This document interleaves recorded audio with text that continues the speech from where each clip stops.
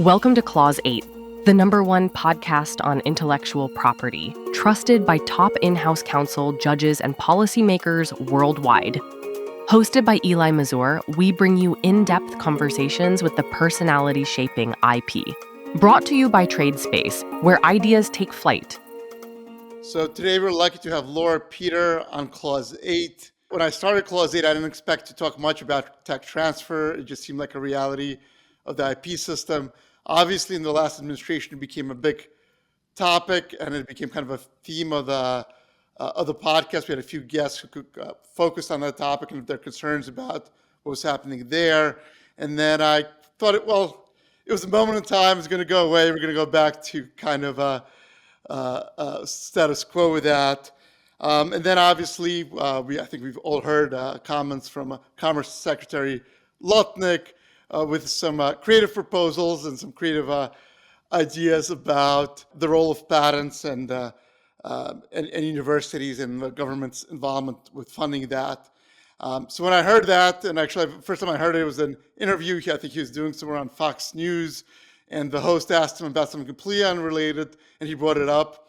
And I heard it, and I was like, oh, interesting. So I'm like, we got to talk about it in Clause 8, and I couldn't think of anybody better than to have Laura Peter on, because of her perspective as the deputy director of the USPTO in the first Trump administration, but particularly now her role as executive director of the UNC Charlotte Office of Research, Commercialization, and Partnerships. I thought probably the person who has the best insights about all of these issues. So, Laura, thank you so much for coming on Clause 8. Well, it's such a pleasure to be here. And of course, I've followed you over the years, and I'm just delighted to finally be the star of your show sooner rather than later. And yes, I am at the University of North Carolina at Charlotte. I will say that all that I'm going to say today are purely my opinions and not those of the university or of any other entity. But I am delighted to share because I do have strong opinions on all of the above and on our great patent system in the United States. So before we get to that, I guess I want to kind of just find out, you had a career, for some people, a dream career as general counsel at UNC, and then you got to serve as the deputy director of the USPTO. Why did you decide to take on this new role at UNC? So I have always been around innovation and around intellectual property. I grew up in California. I'm a fifth-generation Californian, proud of it. A very innovative, creative state. My dad built the patent licensing program at Hughes Aircraft way back in the day in the 70s and 80s. Oh, wow. And so it was part of my existence. So I have done many things along the road, and it's been a very circuitous path. I thought I was going to be an IP litigator when I started, and decided I liked building businesses and doing deals and being creative, for putting intellectual property into a creative mode where it could be actualized. And I started on my path as in-house counsel. So I served for several different companies, including Immersion Corporation as their general counsel, big giant patent litigations there, where I met Andre Yanku as a young pup. We were both young pups back then. Oh, wow. I didn't know you guys had that. And certainly aligned in philosophy, almost 100%. And then as our paths kind of came together and moved apart over the years. So actually, I'm curious, you said your philosophy is aligned on the patent system, or just about, I guess, how to get the work done? Because he was a litigator back then.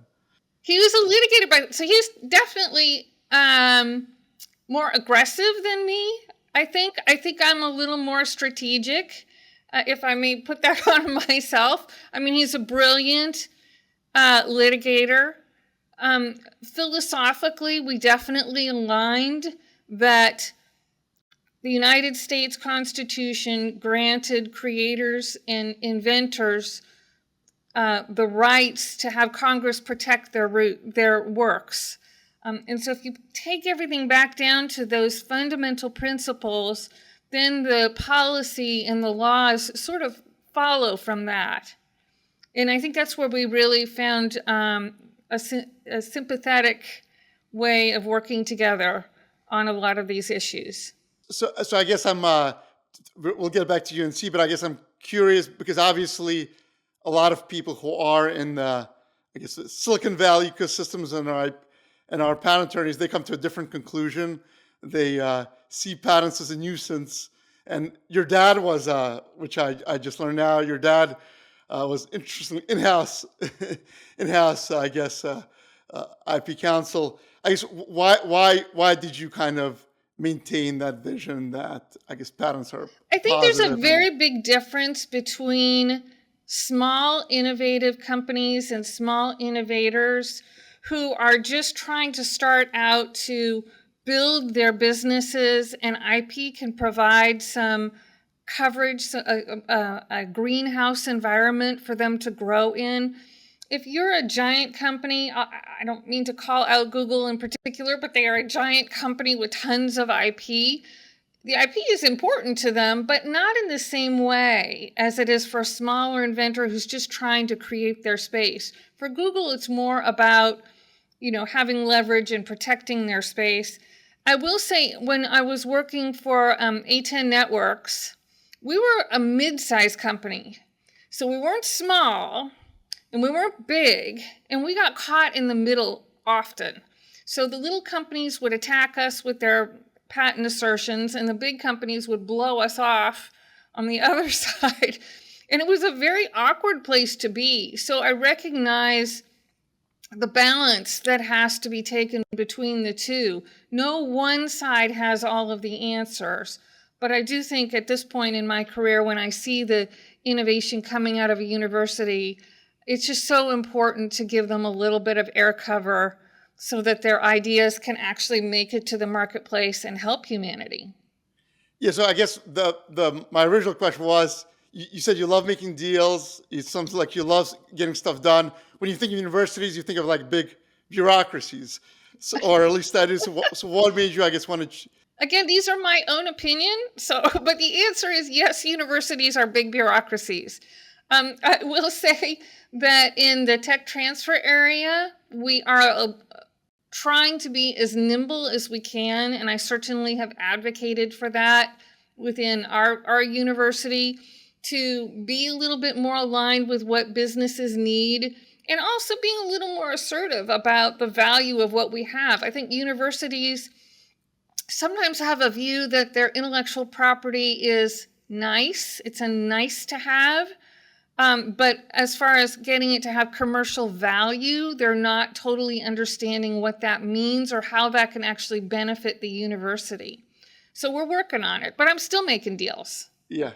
So, but I guess why did you want to work at a university? I guess after your role, I guess So I get bored. So first of all, I'm true to my principles. I love intellectual property. I love seeing what creators are doing and how they're expanding and growing. And through my years in Silicon Valley, that's what I did. And I was constantly trying to put other people's intellectual property to work with the company that I represented to build something bigger. When I went to the PTO, I will say it changed my vision. The mission of the USPTO is to protect inventors and creators and create policy that will advance innovation in America. And I think once you've had a taste of that, it's very hard to go back to representing a single client. And what's lovely about the university is there are so many interesting technologies out there. I learn something every day, from chemistry to semiconductors to artificial intelligence to mechanical engineering. And my mind is constantly stimulated and excited about what's coming down in the future. So when I say get bored, it's not that I get bored with the law. It's that if you continue to do something in the same way, you become an expert in it. But I want to apply that in a new way. So I guess for people less familiar about tax transfer and so forth, can you tell us a little bit about how does the ecosystem work from your perspective? I guess at a high level, from what I understand, the universities get money from the government, and then they end up filing patents and they license them. But like, what is the purpose of that? And I guess, can you provide your overview, I guess, of how all Well, that let me works? start from the real basic part, which is that university researchers are there to do research around their area of interest, and their motivation to date has been to publish in their field and expand the scope of research in their field. So when a professor is going up for tenure or something like that, they get rated and judged on how many papers they published, how many critical reviews of those papers have been received. What is their status in the publication community seems to be more weighty than patents. Okay, so there's the first thing. Of course, I'm trying to encourage patents to be part of that process as well, as are many of us. When it comes to the funding, after World War II, this country made a conscious decision to put basic research into universities instead of keeping it in the government area. The UK, for example, put it more in government labs. US put them more in universities, with the idea that expanding the footprint of research would benefit all of the communities and also elevate research writ large. And we committed to that. And like, I think Condoleezza Rice said this in an interview about a month or two ago, that ship has kind of sailed. We're committed to that now. So when it comes to the funding, it's coming from a few places. First of all, some universities have some funding that they reinvest in their own research. There is also a lot of funding, especially in recent years, that's come from the NIH and the NSF, the National Science Foundation, and government federally funded areas, including defense has been a huge one as well. There is private investment too. And right now, universities are exploring private investment a lot more, given some of the policy changes, recent policy changes. My point is, not all research is federally funded, but a lot of it is. How has that decision played out? The fact that like you said, after World War II, the government decided to, fund research at universities. What has been the impact of that, and how has it's been interesting. I think through 1980, and that's a watershed date for a reason I'll explain in a second, the federally funded research did not go very far. As far as getting research out of the university and into the marketplace. They were doing great things. They were building great innovations, but they tended to stay on the shelf. And one of the reasons that our Congress perceived then in 1980 that was happening was because the government was too centrally located and frankly too bureaucratic to actually get the products from these small research universities out onto the marketplace. So Vannevar Bush and Bayh-Dole, Senator Bayh and Senator Dole, came together and put together the Bayh-Dole Act, which said that federally funded research could be commercialized not at the federal level, but at the local university level. And that was the birth of tech transfer right there. And not only could the universities commercialize those innovations, they could feed that whatever revenue they received back in to feed the research back in the university. So that investment went out to the communities in the form of getting products out to the communities, building businesses in the communities, jobs in the communities, and then whatever little money trickled back in was reinvested back into the research to keep that cycle going. So that was a huge shift in consciousness right there. And I mean, the statistics, I have to look at my notes here because I did write them down. From 1996 to 2020, universities sparked about 554,000 inventions, 18,000 startups, and boosted the economy by $1.9 trillion. That is a huge success. And I guess the underlying part of the Bayh-Dole Act is really the idea that even though the federal government funds the research, they're going to let, I guess, the fundee keep the patent rights because that will kind of increase the chances of that being commercialized. When I talked to Steve Kaltreiter, who's obviously the chief IP counsel at the Dana-Farber Cancer Institute, he said, I guess the reason that institutions like his, which is associated with Harvard, license patents is not to get the revenue from that, but to really commercialize their ideas, and to give a license, I guess a licensor the exclusive rights to that kind of allows that to happen. It's absolutely true. The goal of a tech transfer office is not to make money. The goal is to help innovators get their research out to the market where it can do the best good, not only creating jobs and aiding the local economies in which those new startups are put in, but also to help humanity. There is this bigger there is this bigger goal that we are here to try and get cutting edge research out of the lab and into the hands of the people that it will most benefit, and that is our fellow American citizens, for sure. And you talked about like a big chunk of the funding does come from institutions like NIH, and our studio happens to be located about a mile from there. I guess what is the impact that you're currently seeing, I guess, with some of the cuts in funding and some of the holding the funding back and some of the changes with that happening? So there are a few things that I'm seeing. The first is that universities are in general feeling threatened overall. Their way of doing business for the last 20, 40 years is changing, and that's hard. When that funding is being cut back, does that mean that the research is being cut back? Yes. Does that mean you need to look for other alternatives and sources of funding? Yes. Not all universities are Harvard. UNC Charlotte, for example, is a state institution. There are no huge endowments that can be drawn on. And so we're starting to turn a little bit more toward private industry, and that has its own risks to it. Most private funders want to get hooks into the IP in a way that's a little in conflict with the goals of what universities want.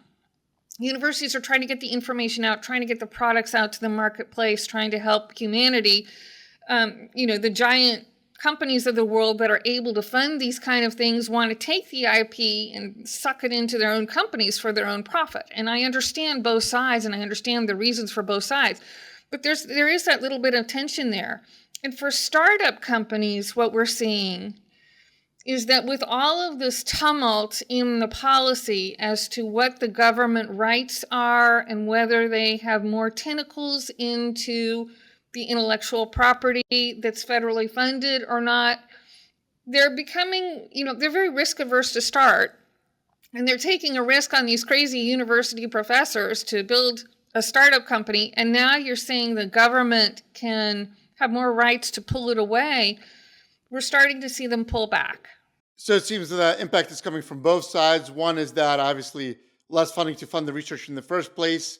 And second is that, and I guess Steve Kaltreiter talks about that as well, is that private companies are more hesitant to engage with, I guess, researchers because they're like, all right, we don't need any potential headaches that come from that. I guess what do you think? You provide all those statistics about the success that America has had since the Bayh-Dole Act. What do you think would be the long-term impact if we kind of kept going down this road? Well, I mean, of course I worry, right? So I'm in the thick of it right now. Usually I can pull my head out and see further and a bigger vision. I could see more of the forest for the trees.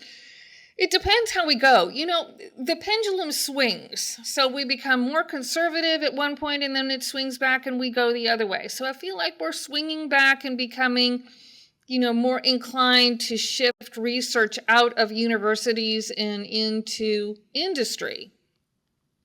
And that's not bad. I think industry has a lot to offer. My concern is that the role of universities in research is different than the roles of industry in research.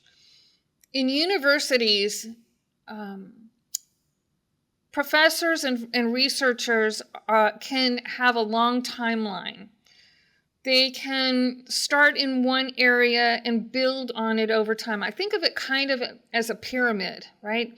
So they'll start in one innovation that'll lead to another innovation and another, and they keep going up the pyramid until, something fabulous happens and it becomes commercialized. And there's been criticism of that, saying, well, you're investing in all of these useless, innovations that never get commercialized. That's the wrong view. The view is that you've tried all of these things that don't work, or you built upon them and made them better over time so that they can be commercialized. So that is a different role than industry, where they are focused, for the most part, on a return on investment over the next quarter, whatever it is to please their investors. And even in private companies that have investors, those investors want to see a return on their investment in, at least 3 to 5 years. Whereas research can take that much time. The CRISPR technology took 20, 30 years. RNA, DNA technology is still evolving as we speak. It's totally exciting. But that's been going on for 20, 30 years. So if we keep cutting back on basic research, I fear that we're going to lose that pyramid and we'll have to start from ground zero again, and we're going to lose a lot of time. Yeah. It's interesting you mentioned UK, because obviously it's a little bit off topic, but obviously, I don't think it's a secret that the UK has been struggling economically. And, it has, I guess, some of the same qualities that America has, but Well, but I think that there are a whole bunch of influences on that, right? So I am a UK solicitor. I went to school there and all got right. my law credential there. But first of all, their economy is a lot smaller than ours. And second of all, they went through this whole Brexit thing. They just kind of messed them up, right? So they kind of took the leap into a different pool with the EU, and now they're undoing it.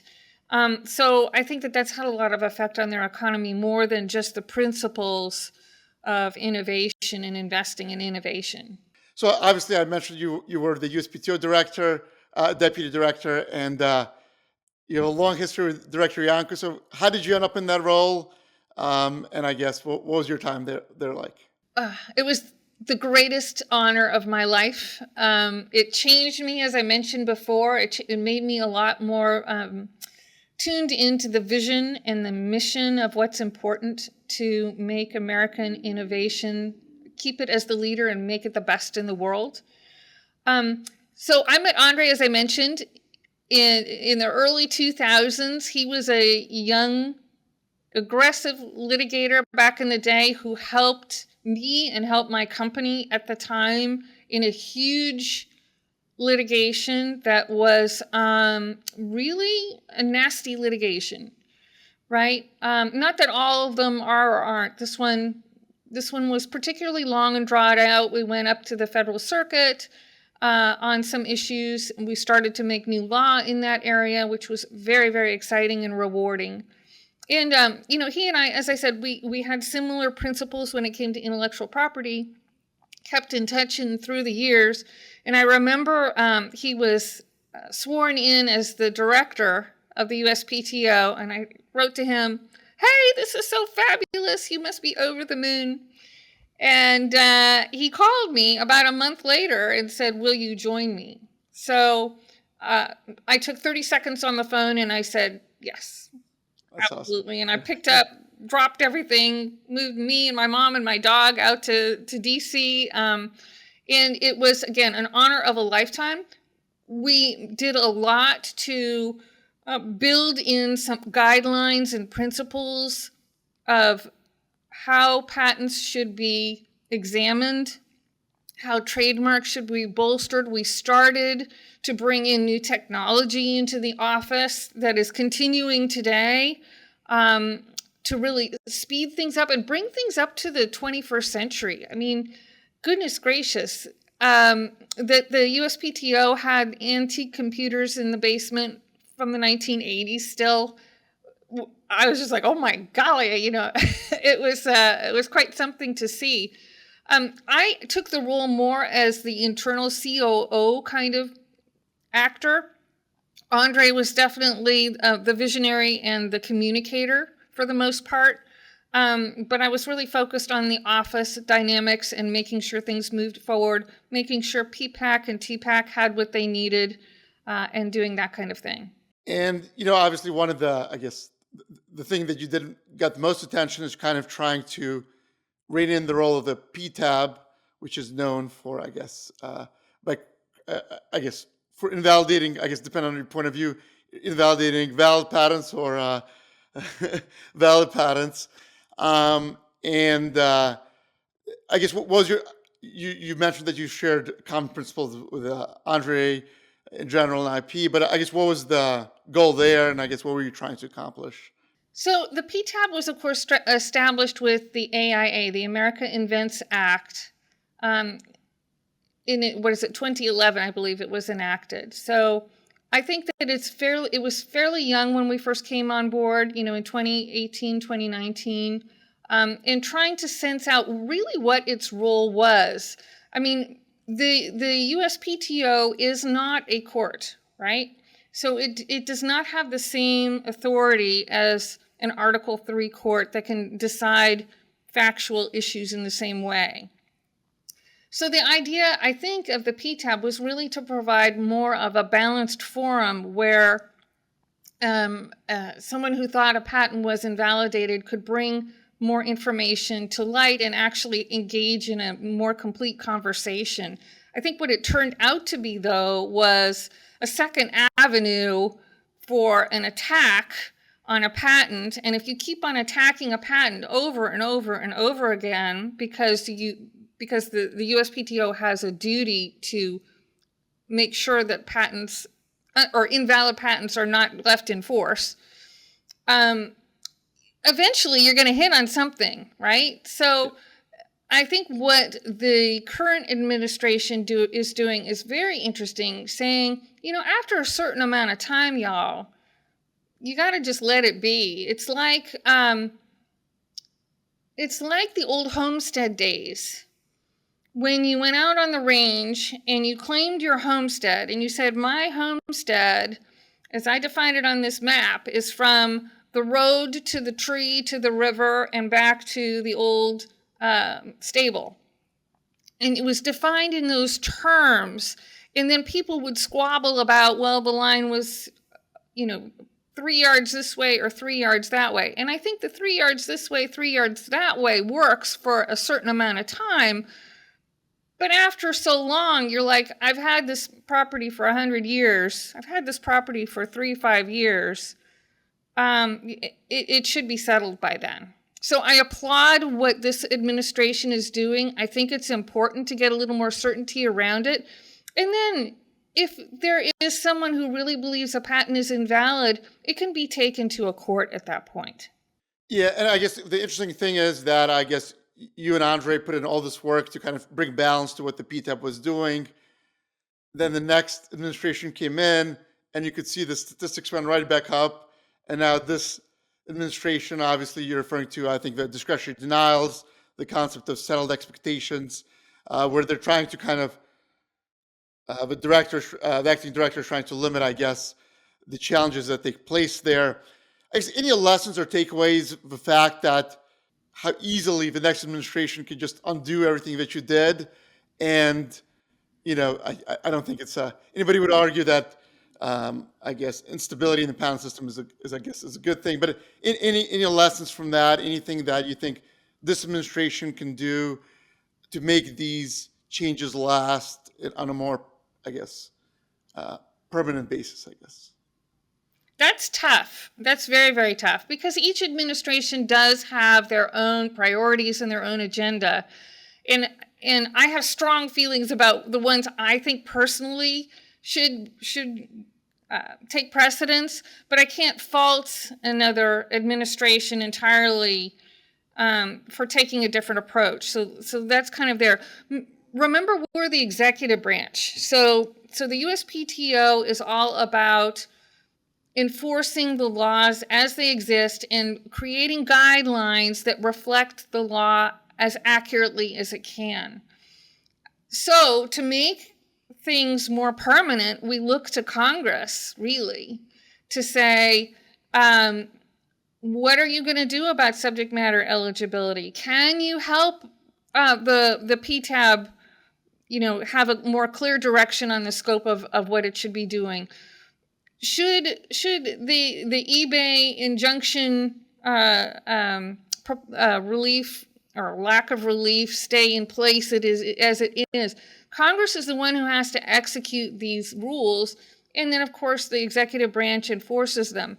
When it comes to the guidelines, I think it's super hard for the patent examiners to have a lot of chop and change. I mean, it's within a scope, right? We know 35 USC has all the patent laws in them, and then they can be guided a little bit this way or a little bit that way. But for them to have to learn whole new guidelines every time, I think that's pretty tough for them. But just to go back, there are the three major bills that are pending right now before Congress, and that's PARA, which is the patent eligibility. That has to do with what can be patented, trying to restore back to, pre-1990 times that software and medical diagnostics and AI, all these things can be patentable. That's the first thing. Then there's the Prevail Act, which helps, guide the scope of the PTAB and what it should be doing. And then there's the Restore Act, which says, yes, if you have a patent, you should be able to get a presumption of an injunction.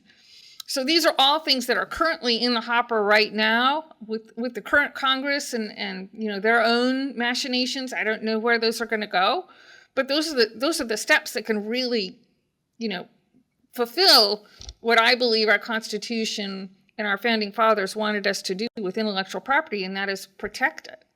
You mentioned that Andre was the visionary when you worked with him, but you also mentioned that obviously the USPTO is part of an administration, so there's a lot of things going on, different priorities.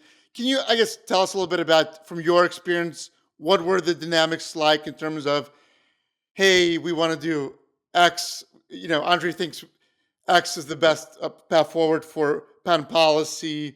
What were the dynamics like in trying to work with the administration to kind of get that done? But also, obviously, I'm sure there's somebody in the administration who probably has opposite views on every single issue. So, but what was that like, kind of working on that? It was wonderful. We had huge cooperation across all of the different agencies. Macon Del Ream, for example, was running antitrust in the DOJ. We had, the USITR support from all of those folks over there. We were all marching forward to protecting intellectual property more and more.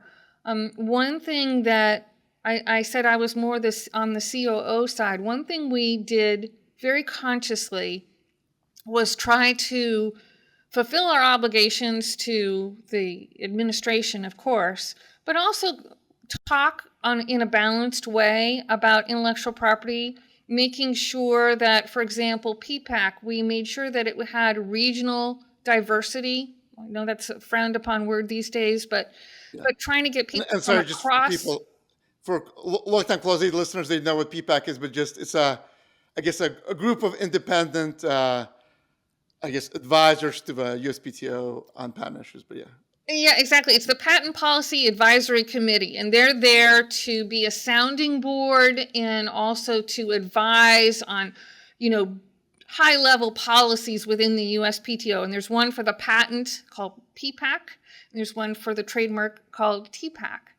And we were always looking to get small inventors, big companies, universities across the United States, North and South, because we wanted to have that mix of voices, not only to advise us, but also to help us create the best policies and guidelines that would support innovation across America, and then allow them to go out and, frankly, advocate a little bit for what we were doing within the scope of their roles.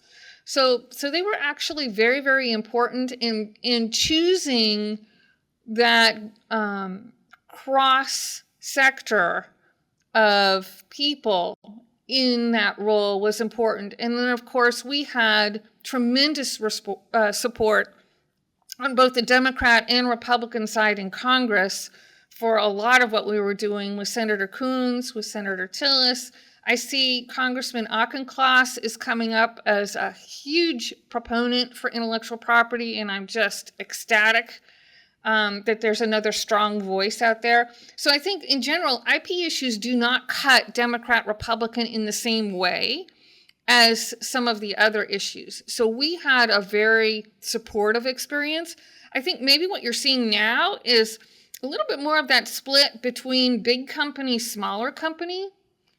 And I think the intellectual property system is suffering from a little bit of that pressure these days.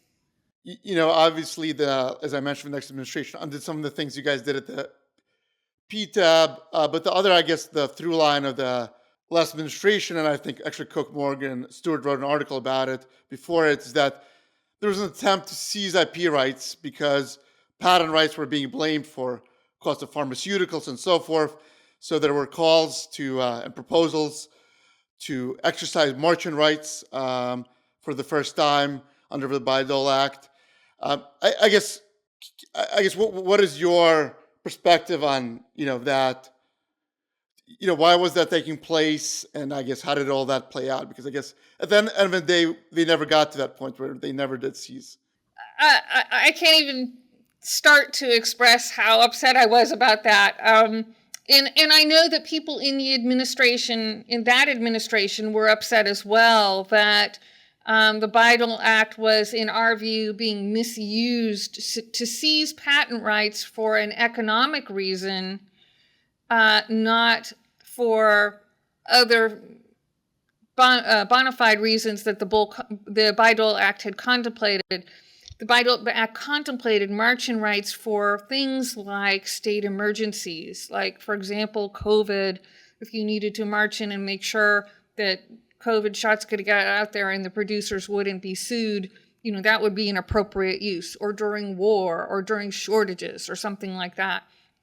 This was the first time it was an attack on pricing. And interestingly enough, I was reading an article by Joe Allen. He was the staffer that helped create the Bayh-Dole Act. And he said there actually was a provision in there for the government to get a payback or get some monetary rights out of any revenue that was generated from the licensing of technology out of universities, and they expressly rejected that. They expressly rejected this idea that monetary considerations by the government were an appropriate excuse to march in on. And I think that the last administration proposed that NIST administer these new march-in rights.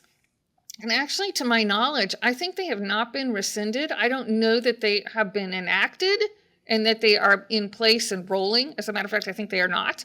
But they haven't actually been rescinded yet. And then that's a little bit of a, meat cleaver hanging over everybody's head right now is, would they actually, go to the dark side and start implementing march-in rights for pricing reasons?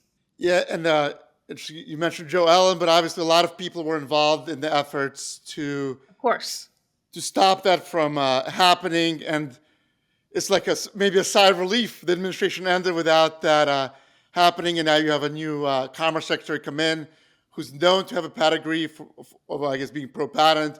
He's credited the patent system for saving his company after 9/11, yes, which a lot of people, and we've covered that on the podcast. But now you're kind of hearing, I guess, and it's interesting you mentioned that those haven't been rescinded, because now you're hearing echoes of, I guess, again, which I'm sure Joe Allen probably not comfortable with, a letter to Harvard to provide a patent list, related to other behavior of Harvard, I guess, unrelated to really any of the innovations or the patents. And then obviously, as I mentioned, the Commerce Secretary, he just did a recent interview with Axios.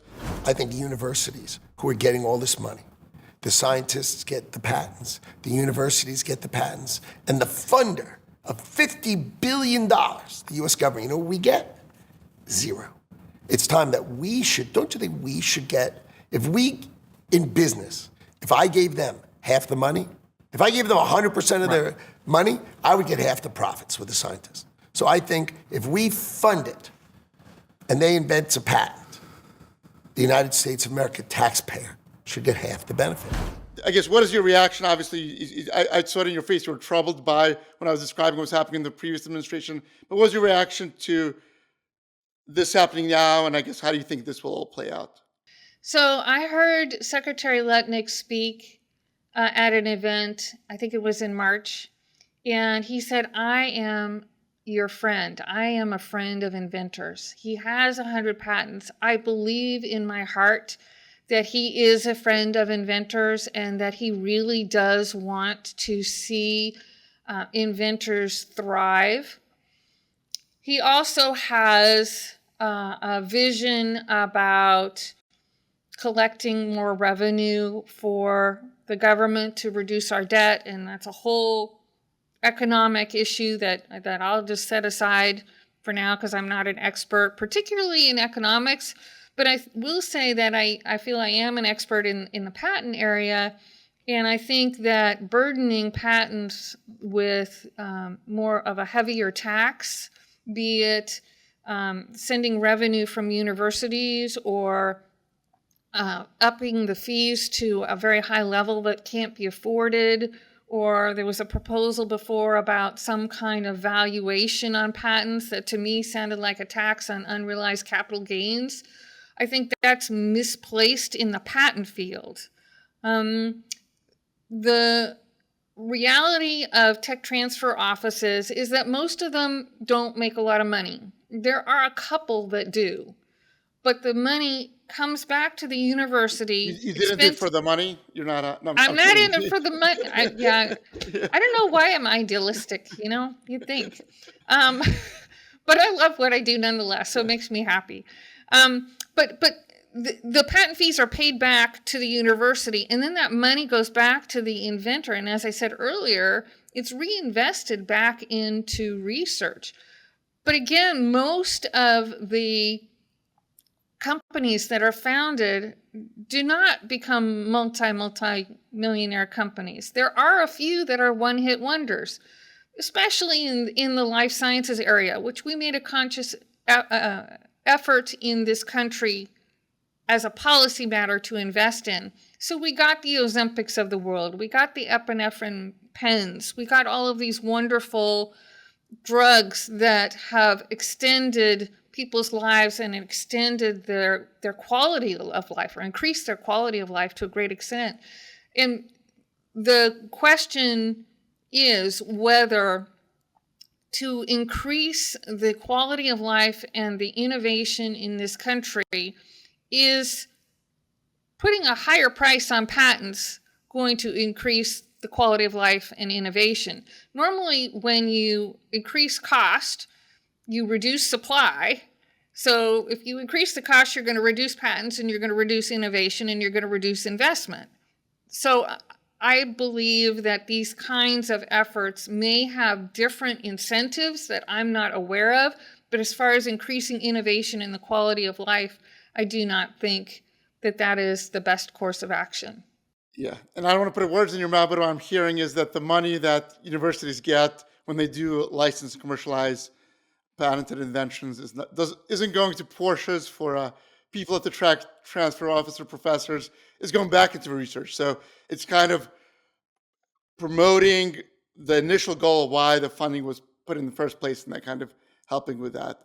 I guess on a practical standpoint, now that you're in a role, if something like that does come to pass, where there's some kind of, I guess, a tax or something tied to the patents, how would that like practically impact, I guess, the way you all operate it, I guess, either through the tax tied to the patents themselves of the value, like you said, or taking revenue because of patents.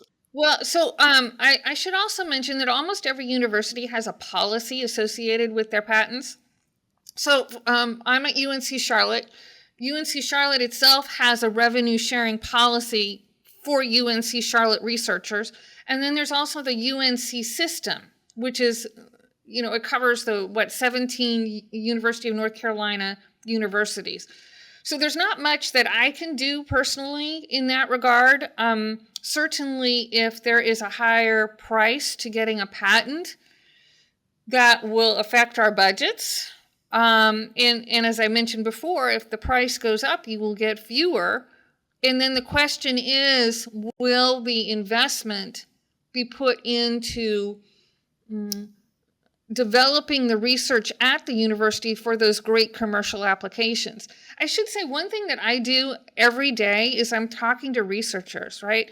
So they'll come up with a great invention. I'll say, Laura, this is the best thing since sliced bread. And it's this long chemical composition. And I'm like, okay, I took chemistry a long time ago. Can you explain that to me? And then I'll talk to them. What can it be applied to?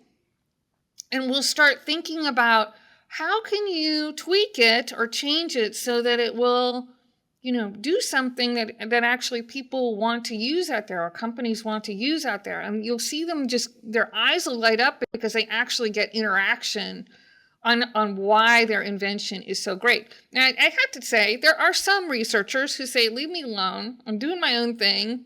Bye. With them, they're probably not going to be commercialized anyway. So that's okay too. And I guess, how do you think this will play out? And what advice would you give to others in similar roles as you, but who don't have the benefit, I guess, from your time in government?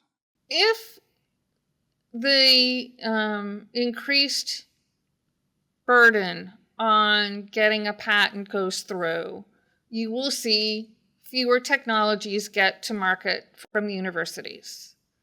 Ozempic, Kybella, CRISPR, COVID, the COVID vaccine, rather. There will be less of it, and you will see that drop, and we will have a gap. Perhaps it will be picked up in the future again and restart, but that gap will set everyone back because you've got lab research continuing on, and if the research drops, people go do other things. So you may lose, 10 to 15 years worth of research if you cut it off at this point. For folks in tech transfer offices, I am eternally optimistic. I believe in our Constitution. I believe in America. I believe this administration and the last administration are really trying to do the right thing to increase innovation and protect authors and creators. They're also trying to encourage artificial intelligence to make it ubiquitous, which I think they have to. I think we have to do that. There's no alternative.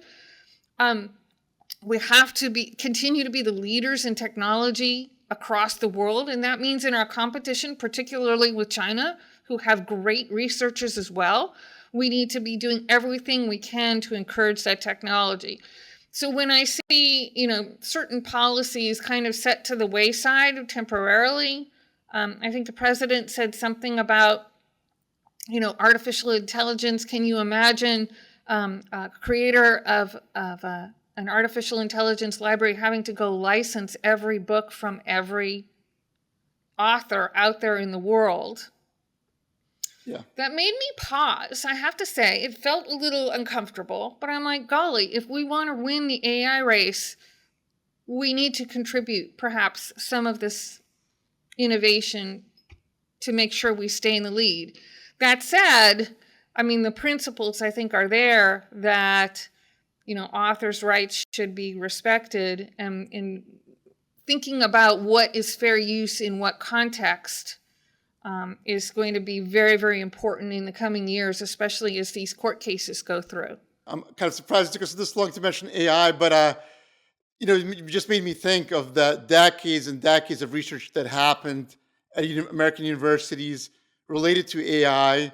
a lot of the funding did come from the government, and obviously it wasn't really commercialized at scale until, until very recently. And I guess who knows what would have happened without. Well, indeed, and it was a confluence of technologies, right? It was the chips being developed that could actually process that kind of data quickly, and the data centers coming together, and the power being able to supply the data centers. All of those pieces came together. So even though, machine learning and stuff, it goes way, way back in the day, at least to the 90s, I was hearing about it.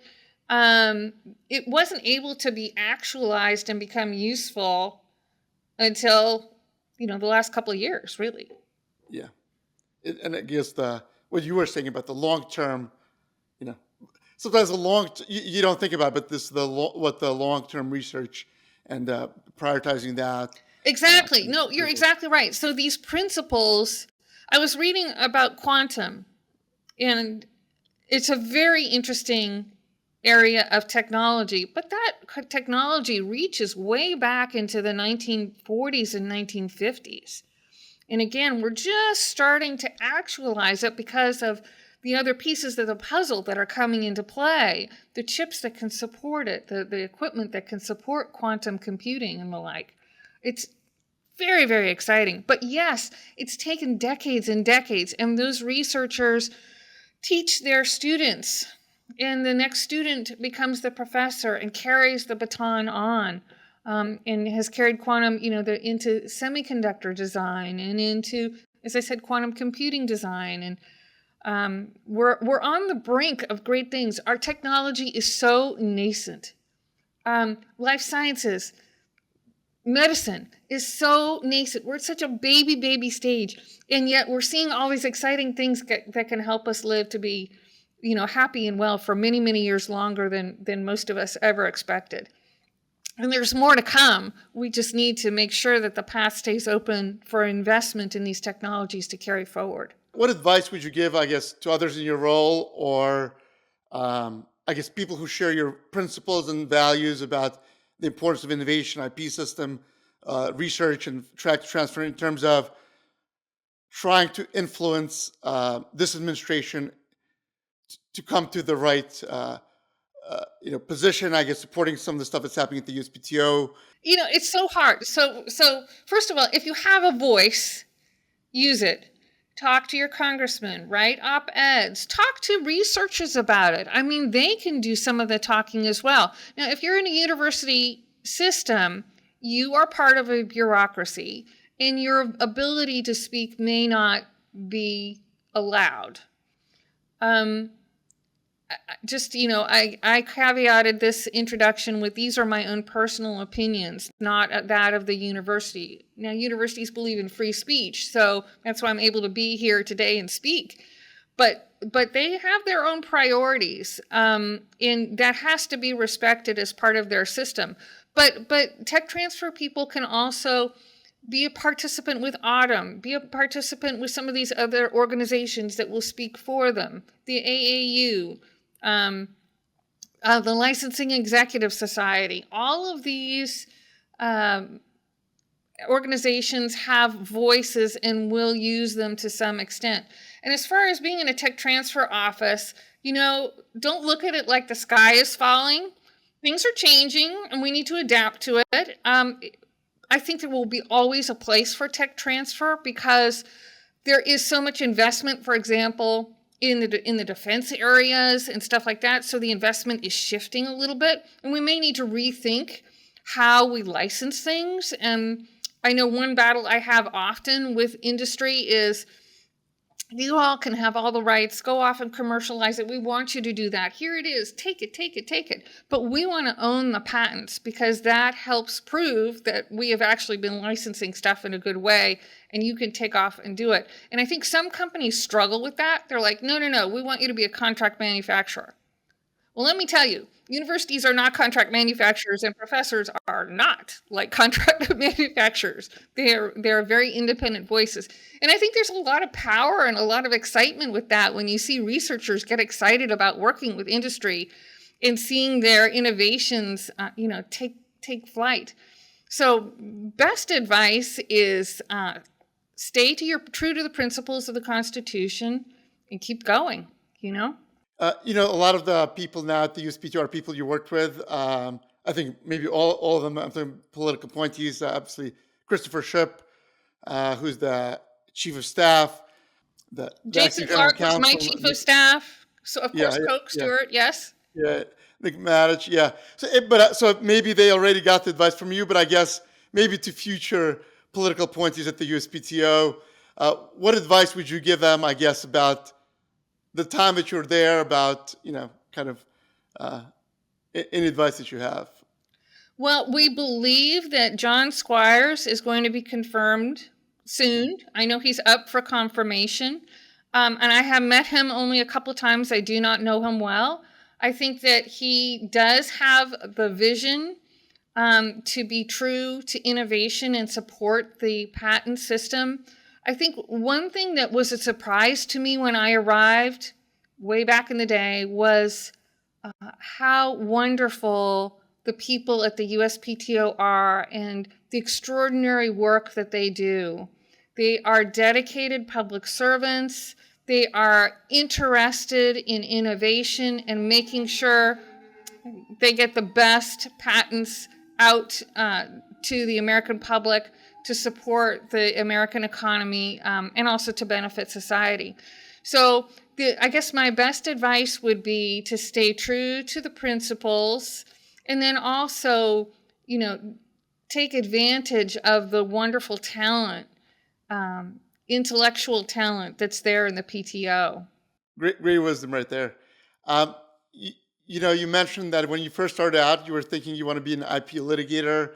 I bet there's a lot of IP litigators who are going to be listening to this, and they'll be like, yes, I thought I want to be an IP litigator, but now I want to do all the cool things that Laura has done over her career. Maybe be a general counsel somewhere. Maybe do the other things. What advice would you give them? What advice would you give them to kind of? Like I said in the very beginning, my path was very circuitous, and I have had some extraordinary experiences. The first thing I tell every young lawyer is go to a law firm and do your ballet school. What is ballet school? That's learning the principles about how to actually practice law, what actually goes into a litigation, all of the catfighting of discovery and all of that stuff that I did not find joyful, but maybe other people do. It's all super, super important that you get those basics down. Then you can poke your head up and look around in the world and say, well, what is it? Where is it that I want to add value? Do I want to be a patent prosecutor and work with great researchers in a company? Well, that's very interesting and very important work to be able to communicate a technical idea into patent language. Now, they say AI may be, taking that over and so on and so forth. I don't believe it. It'll help. But there will always be a need for a person to think about and articulate what that great idea is into the patent lingo so that it's enforceable. You can't just throw a cover sheet onto an article, for example, and throw that in the patent office. Well, you can, but it won't be worth anything. So that may be one route. Another route would be going in-house to be a litigator.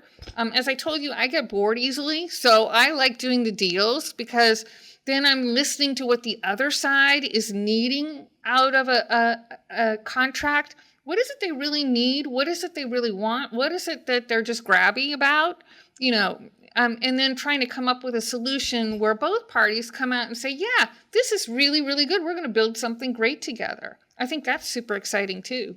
Getting to a win-win instead of, like you said, very difficult litigations. Yeah, that's the... Laura, thank you so much for joining Clause 8. This has been great. Your perspective is really, I think, much needed in this moment. Maybe hopefully puts some people at ease, a bit at ease, but also kind of gives them advice about what they can do. Any final words, anything you want to... I'm very optimistic about American innovation, about American intellectual property. I think we're on a great path and we can go nowhere but up. So thank you so much for inviting me to speak a little bit today about my thoughts. And I will look forward to seeing you on the next podcast for sure. All right. Thank you, Laura. Oh, this has been awesome.